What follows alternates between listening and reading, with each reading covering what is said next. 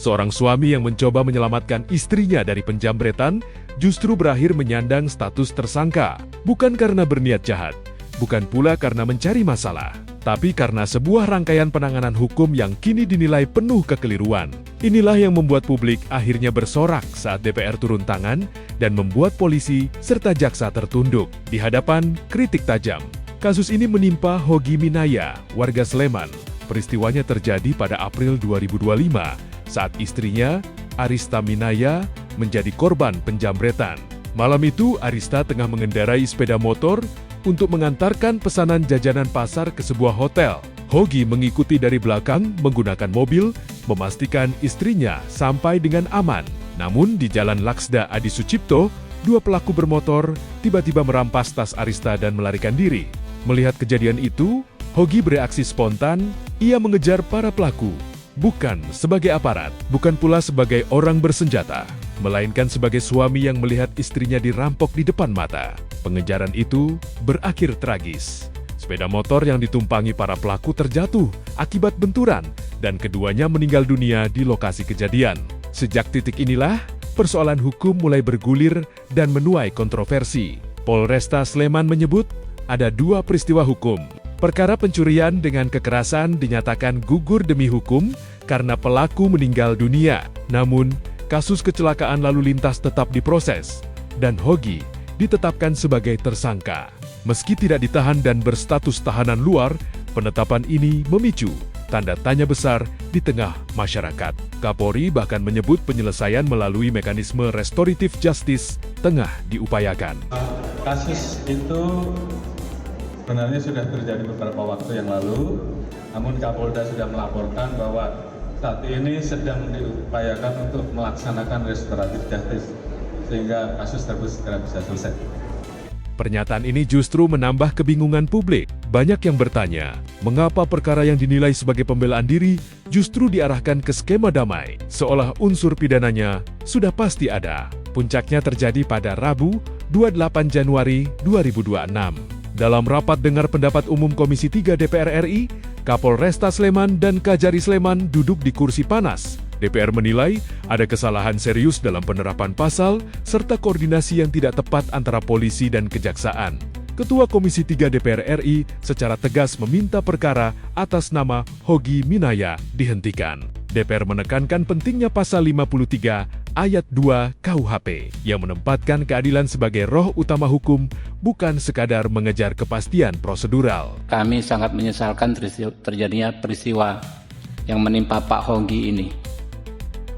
Sebenarnya ini kita kasat mata, Pak. Kasat mata bahwa penegakan hukum yang dilakukan Polres Sleman, Kajari Sleman itu bermasalah.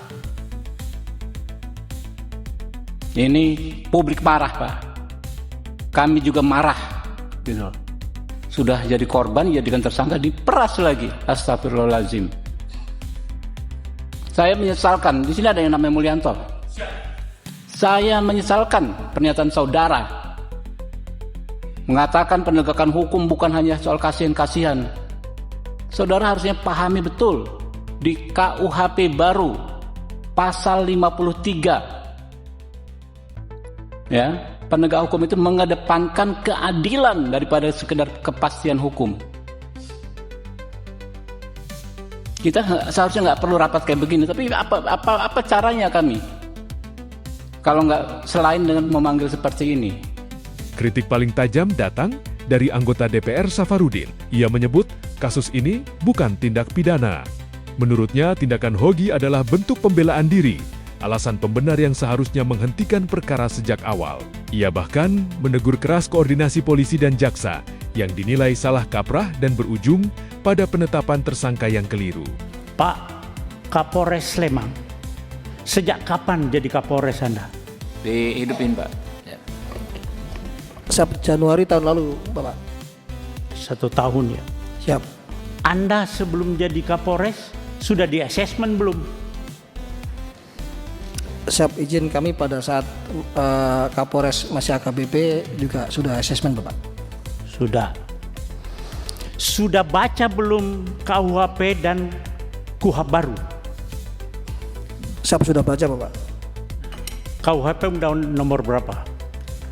KUHP yang baru itu nomor berapa? Nomor Kalau Anda sudah baca nomor berapa? nomor 1. Iya, nomor 1 tahun berapa? Nomor 1 tahun 2003. 2023. KUHP 2023. Ulangi. 2025. 25. Saya tanya Anda karena ada kaitannya nanti di pasal di KUHP. Berlakunya kapan sih itu KUHP dengan KUHP? Sejak tanggal 2 Januari kemarin Bapak. Kemarin kapan? Kemarin dulu. 2026. 2026. Siap. Jawabnya begitu kalau Anda Kapolres. Kemarin kok, kemarin apa? Anda Kapolres. Harus melihat sesuatu gitu loh. Bapak Kapolres sudah baca pasal 34 KUHP. Sudah baca? Enggak. Ada di situ itu permasalahannya, Pak. Belum baca. Pasal 34 KUHP. Pasal 34 bawa enggak? Siap, terkait restoratif justice Bapak. Bukan, pasal 34 KUHP. Anda itu datang ke sini tentang masalah pasal-pasal, tapi Anda tidak bawa KUHP. Kalau enggak saya pinjamkan, saya bawa. Bawa Bapak. Pasal 34.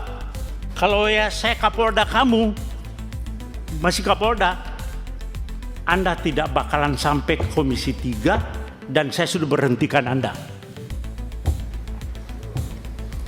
Anda kok Kapolres sudah kombes seperti itu. Bagaimana polisi ke depan? Ini bukan tindak pidana. Dan mungkin saya lihat Bapak belum tahu persis. Tapi sebetulnya polisi sudah ada yang namanya overma.